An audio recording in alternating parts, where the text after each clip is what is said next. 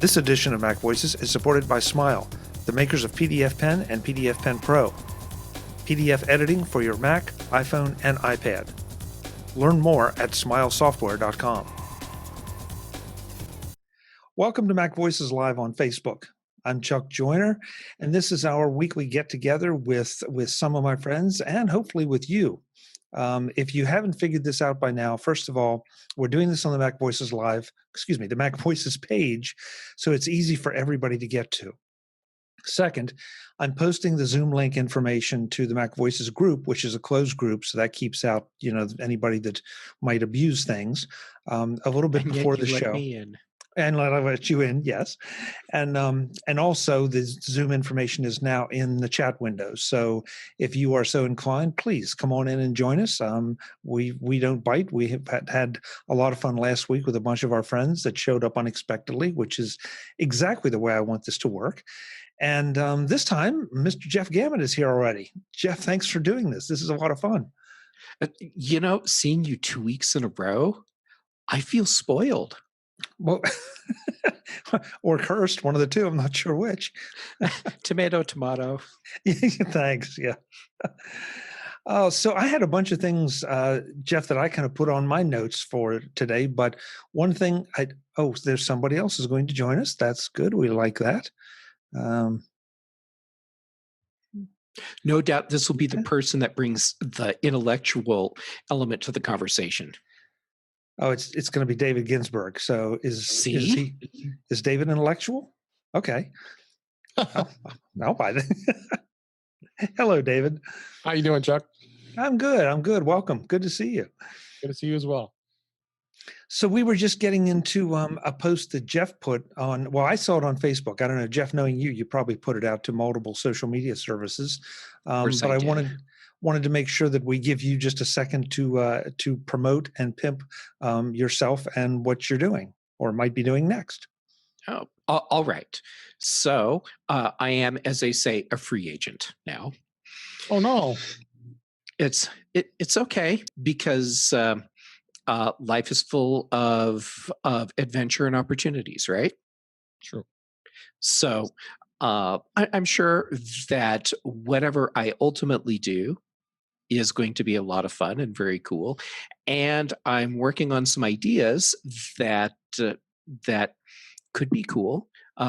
For example, I have not hosted my own podcast for far too long. I'm fixing that. And so I will have a new show up and running very soon. It takes just a little bit of time to get everything spun up on the back end, and then it'll be live. And the tease that I will give people is I have met a lot of really interesting people over the years, and I would love the opportunity to get to talk with them more. So that's in the works.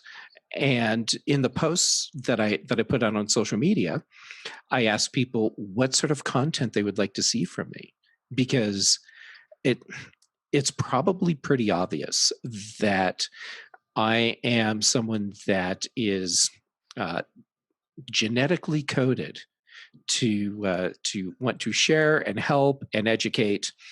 So I have been doing that for years through writing and podcasting and making video content.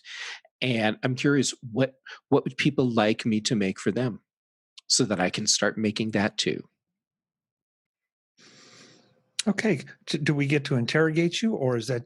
Well, you can totally interrogate me. I may even break under pressure or not.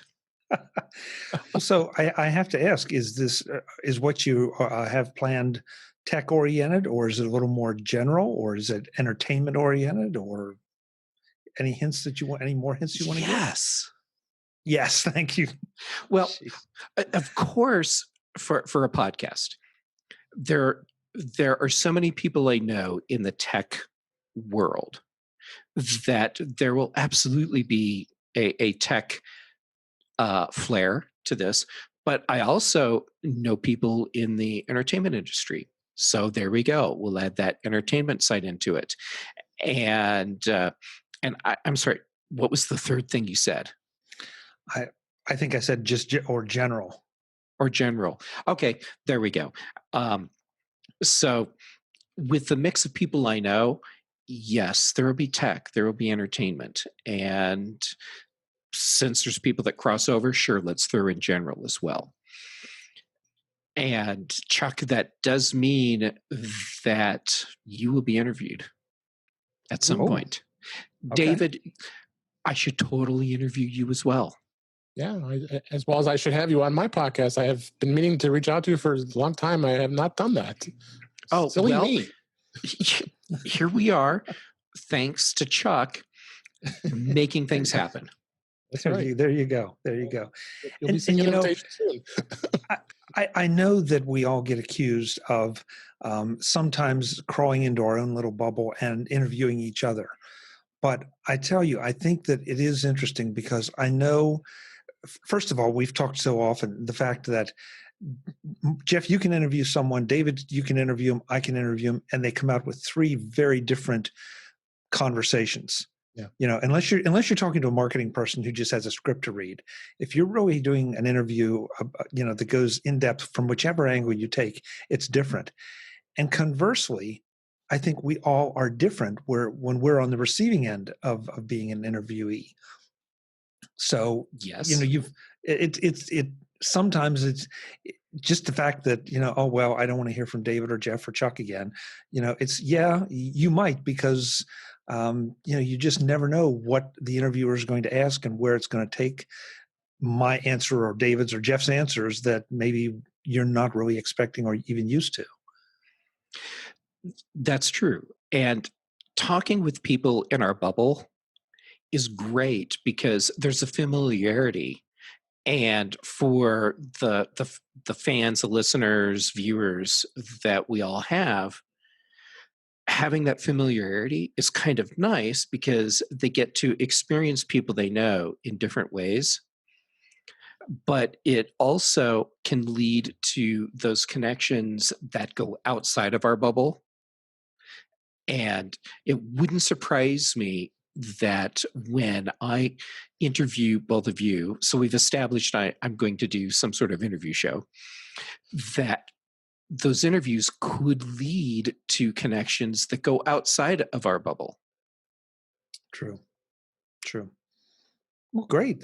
I'm excited because I've always enjoyed when you were hosting, because you bring the whole Jeff Gamet thing to whatever you do. So this will be a chance for you to do something on your own. So that'll be fun. I'm looking forward to it. I'm looking forward to it also. If I wasn't looking forward to it, I certainly wouldn't be doing it. So Jeff is just going to start a podcast, although he's been a podcaster for a lot of years. David, you just crossed over 100 episodes. So, it's congratulations. Yeah, that is no small feat. And so, I think I always think it's interesting when people get into this and stick with it. I mean, there are plenty of podcasts out there that have 1, 2, 3 episodes and then they crash and burn. And, and for good reason. I mean, it's work, it's discipline, and it takes a lot of effort. And depending on what kind of show you do, and Jeff, you and I both know, from doing interview shows, and David too, half the battle is scheduling, is just, finding times for people that they can give up 30 minutes, 50 minutes, an hour, whatever. So, yeah. Well, guys, I had a couple things on my list that I wanted to just bounce around a little bit tonight. And, since you two are here now, I'll ask you. Friday, I believe last Friday or last week, was the 13th anniversary of the iPhone, which still boggles my mind. I can't believe it. And so I'm curious to see, I know I was in the room when Steve Jobs introduced it. I think, Jeff, you probably were as well. Yes. Okay, David, I don't know what your situation was. I watched from afar. You watched from afar? Okay. I watched from afar, yeah. So, well, that'll be interesting to compare. I mean, Jeff, what were your impressions, when that happened? I mean, what are your memories of that day and that particular event? That event was,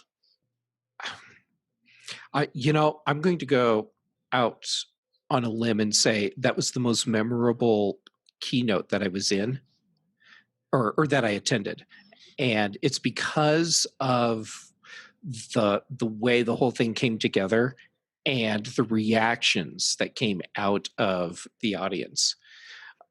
So I was there as media, and I'm in the media lounge line, whatever.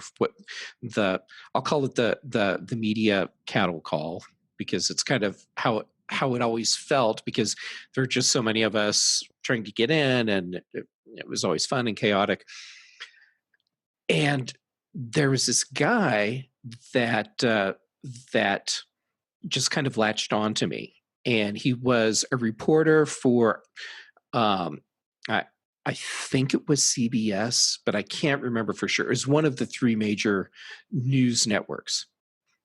And he was there his very first time at a Mac World, and he literally had no idea what this thing was. He just knew that he'd been assigned to go and do the coverage for the national news, and he needed to find someone that he could latch on to and help him understand what he was watching. So he just stayed right with me. We sat beside each other in the media section, and the keynote starts, and it's going along, and Steve is saying, it's a music player, it's a phone, it's an internet connection device. Do you get it? And when he did, when he got to the point where he said, "Do you get it?" you could feel the air sucked out of the room as everyone went, "Oh," because that's when everyone got it. And it was like the hair on your arm stood up. There was this electricity in the air, and it was like this emotional charge just went through the whole room. And when you have how many people fit into that auditorium? It was like hundreds, 1,000. I don't know. Not much, but it's there. I mean, yeah, it was a packed place. And that emotional charge, when it runs through a room like that, I mean, it's a big thing. And the guy sitting next to me, he says, "I don't understand what just happened." And I said, that Treo that you have in your hand, Apple just made it obsolete. And he looks at me, he looks at his phone, he looks at me, looks at his phone, looks at me, and then his eyes get really big. And he goes, "Oh my God." Because it finally clicked for him what just happened. That he was there when the entire industry pivoted, and it just happened right in front of our eyes. David, I will comment on Jeff's after you two. But what was it like watching, as you said, from afar? Yeah, I mean, I watched it online. I watched it, and streaming back then was not as easy as it is today. And in the last few years, I had just drank the Apple Kool-Aid not even a year previous. I only got into the Apple world in 2005, 2006, and it so it was relatively new for me. When I watched it for the first time, I was kind of the same reaction, like, wow. I mean, I was still pretty new with having an iPhone type device, it just blew me away. I did not buy the very first iPhone, so that's probably one of the more unusual things. It was expensive. It was $600, but I was drooling over it and wanted it, and but then a year later the 3G comes out, and then I'm hooked for life. And so here I am now. So, but my first reactions were just like Jeff. I could kind of still feel the hair on my arms here, it was amazing. It was amazing and Steve Jobs kept saying, "It's a phone, it's an iPod, it's a music device, it's an internet communicator," and he just kept saying it over and over. And I can watch that on YouTube now and just still get goosebumps when you first see that. So I'm an iPhone person for life. I mean, I have been ever since. So, and that really how it started. But again, unusual that I did not buy the first iPhone. So.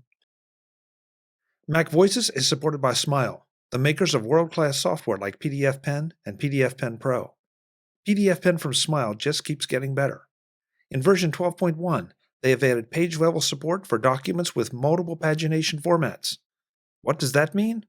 PDF Pen now handles page numbering and body text numbering consistently, even when there's a mixture of Roman numerals and Arabic numerals involved. PDF Pen Pro also got a new capability in version 12.1 with the ability to modify page-level entries, ensuring page numbers displayed on thumbnails are correct and identical to the actual page number on the document. That's extra important if your document is tens or hundreds of pages long. And those are just the latest in an already exhaustive list of PDF editing features that include everything from the obvious text correction to securely signing PDFs, recording and playing back audio notations, document markup, optical character recognition of scanned documents, and so much more. There are flavors of PDF Pen available for Mac, iPhone, and iPad, so that you can do your work no matter where you are, no matter what device you are using. Right now, visit smilesoftware.com/podcast to find out more about PDF Pen and PDF Pen Pro, download demo versions, and do more with your PDFs.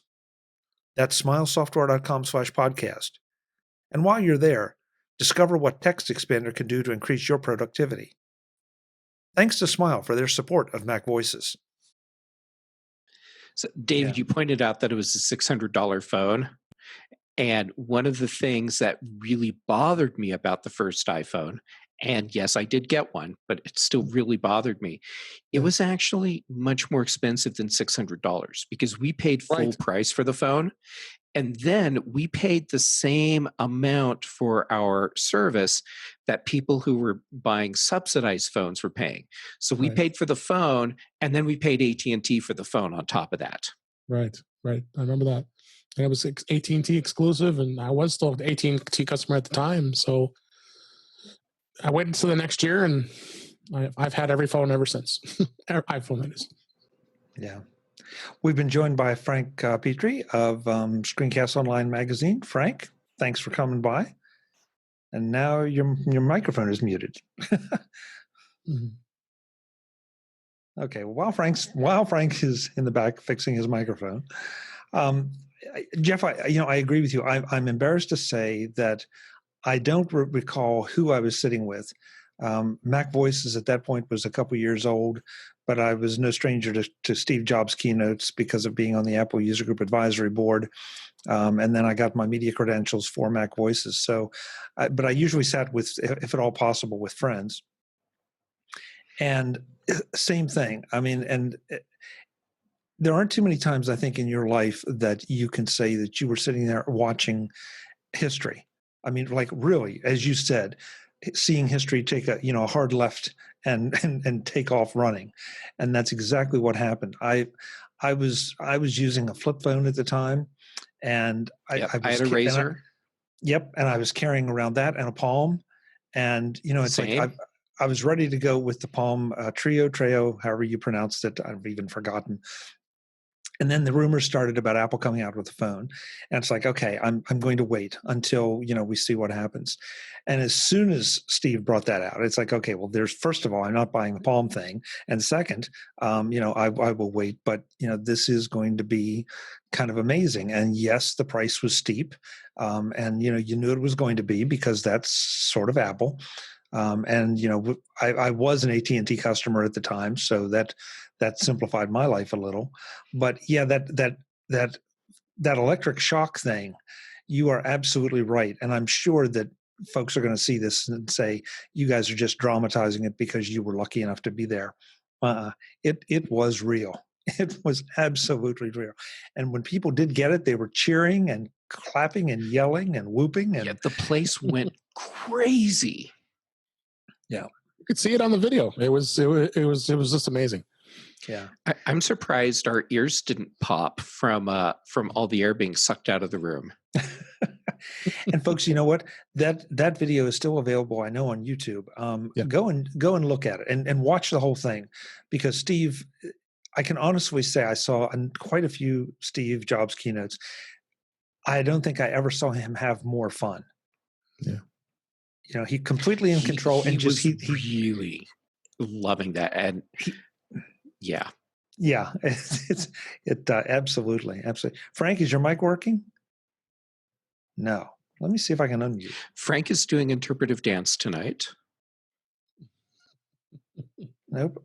Frank won't let me unmute his microphone. So How's that? there you go. Good All to right. have you. Yeah, a thing just came on and said, "Oh, Chuck will let you unmute," and I went, "Okay."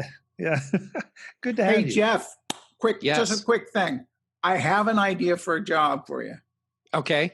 Uh-oh. I think you should be the spokesman for the PBLove company.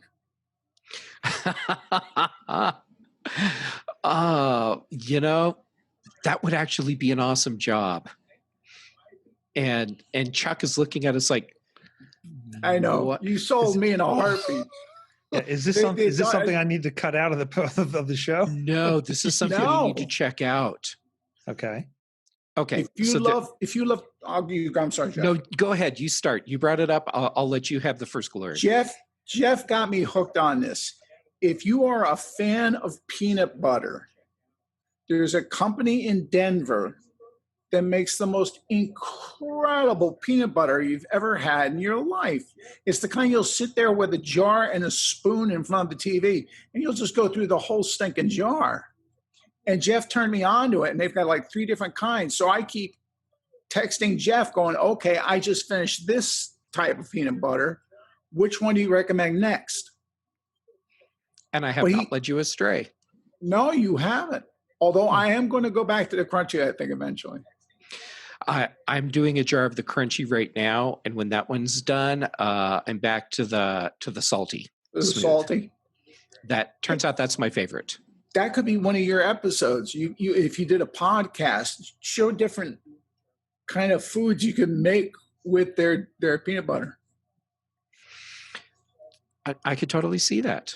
Yeah. So Chuck, the backstory to this is there's the farmer's market in Boulder. It's only a few blocks from where I live, so I just walk over. And one of the tents that was set up one day was this peanut butter tent. And I was on the hunt for a replacement for the peanut butter that I had been using, because while the peanut butter was still good, they had changed something. There'd been a corporate buyout, and there was something that changed in the process, and it just wasn't the same. So here's this little tent, and there's this guy sitting there with some jars of PBLove peanut butter. And this is back in the before time when they would take little spoons and dip stuff out and give you samples to try. And so I have a sample of this, and it was sort of like the iPhone moment, but it was with peanut butter.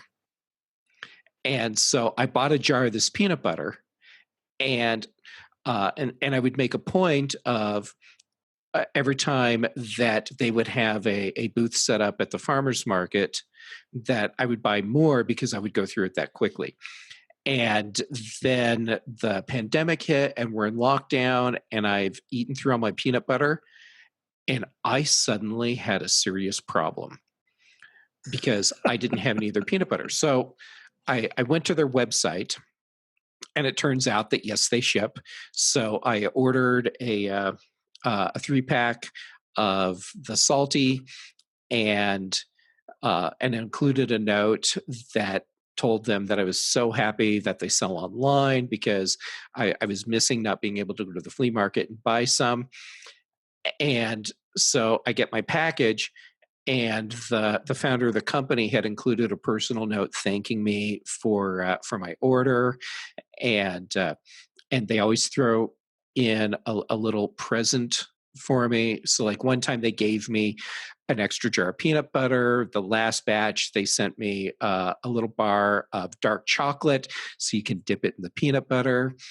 But they always include a handwritten note. And the handwritten notes are on chunks of corrugated cardboard. It's just awesome. And their peanut butter is amazing. They do other nut butters too. So I am a happy customer, but I will say that this is just awesome peanut butter. So there you go. That's an endorsement. Go get yourself some PBLove peanut butter, and you will be a very happy person. This show brought to you by PBLove. Yeah. Don't forget to send them the bill for their ad placement. Yes. Oh, that's funny. That's funny. So, Frank, do you have? Yeah, you'll have to unmute yourself again. By the way, I should mention, this is interesting. We're using Zoom as the vehicle for this, and I used to be able to just mute and unmute at will. Now it looks like Frank has to give me permission to mute him or unmute. Yeah, and I'm getting this weird lag. I don't know why. Yeah, I mean that can be the internet, but because you're Yeah. really good here, but that's just one more little improvement that Zoom has made from a security and privacy standpoint. So Yeah. hats off to them. Frank, do you have memories of the iPhone launch? Was that the last one that Apple was at? No, they did some more, at least a couple more after that. Yeah. The last one was the one that Phil Schiller did the keynote. The last one I remember was the one that Jobs was at, and Apple had announced they were pulling out of Macworld. And at the very last moment, out on stage, they rolled Tony Bennett singing "I Left My Heart in San Francisco" with his trio, and there wasn't a dry eye in the house. Yep, that was a pretty cool wrap up to that keynote. Yeah. I mean, it was what was kind of the start of the end for Macworld with Apple pulling out, because then companies started to reevaluate their positions as to whether it made sense to go. But yeah, it became iPhone case world. Frank, I always kind of resented that, because I didn't feel like that was fair to the vendors. Just by the very and that sort of proves the fact that wasn't the iPhone announcement. That's when iPhone cases were going crazy and everybody had them, but there were still plenty of small vendors.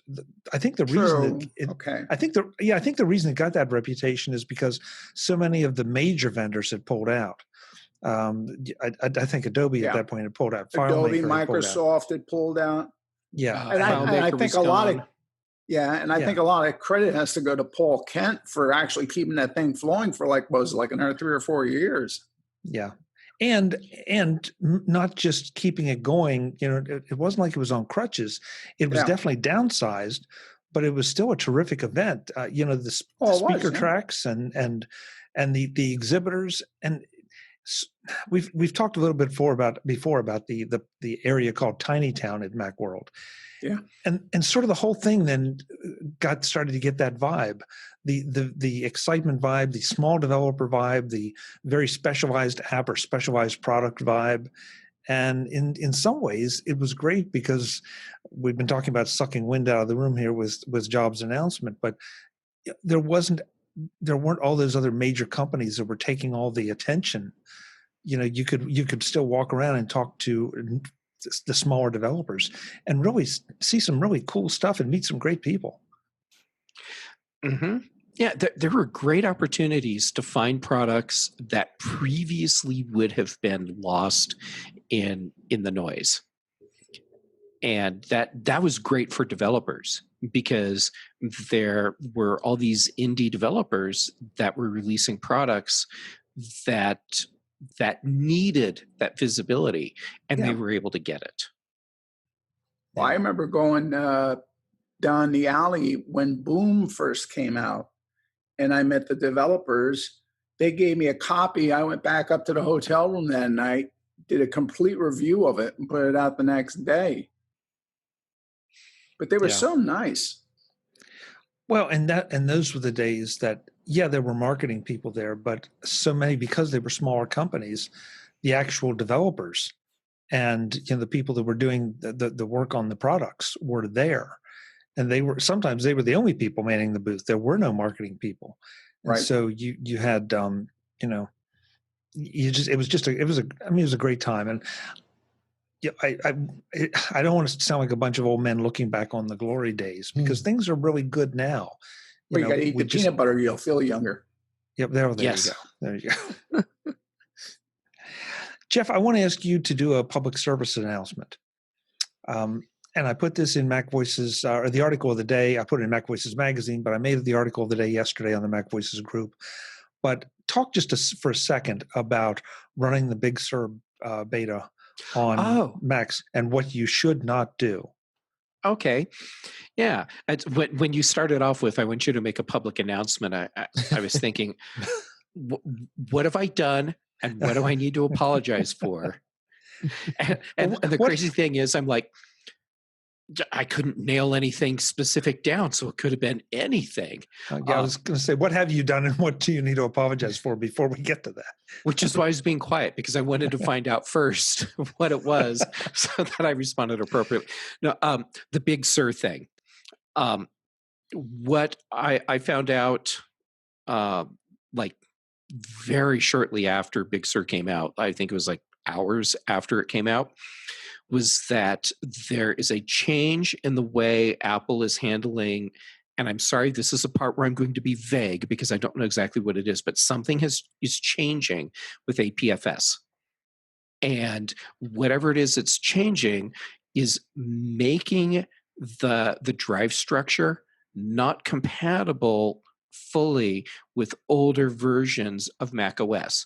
So if you're going to install Big Sur and you only have one drive, make sure it's on a computer where you can afford to not have anything else work.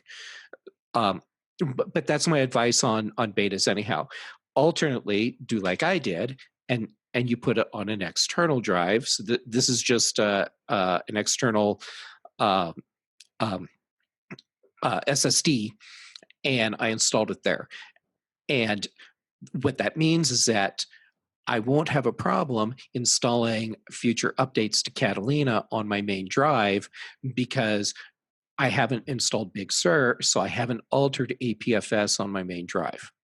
So, short version, if you're going to install Big Sur beta, you have to make sure that you're installing it in a way so that it does not affect the boot volume structure for where Catalina is installed. Now, I've heard some people say they have partitioned a drive and that's worked okay, but this is beta. This is early developer beta. I wouldn't risk doing that. So my advice is get an external drive, pop it on that, and run Big Sur beta there. And I'm being so cautious with this when I booted from Big Sur beta when I boot from into Big Sur beta, there we go, on my external drive, and I get to the desktop and it says enter the file vault password for Macintosh HD. I do not. Oh. So, no, it's okay, because what it means is that Big Sur can't read anything on my boot volume. It's just this encrypted drive that Big Sur can't touch. That wraps up the first part of this Mac Voices Live discussion. In the next part, Jeff tells us a little more about running the Big Sur beta, and we also get into a number of other aspects of things that are happening in the Apple community, and we share some differing opinions. That's next time on Mac Voices. Until then, and as always, thanks for watching. Visit MacVoices.com for show notes and to connect with Chuck on social media. Get involved in our Facebook group or like our Facebook page, and get more out of your Apple tech with Mac Voices magazine, free on Flipboard and on the web. And if you find value in it all, consider supporting us through either our Patreon campaign at patreon.com/MacVoices or by making a one-time donation via the PayPal link on our front page and in the show notes of each episode. You will join these fine people who help bring you Mac Voices.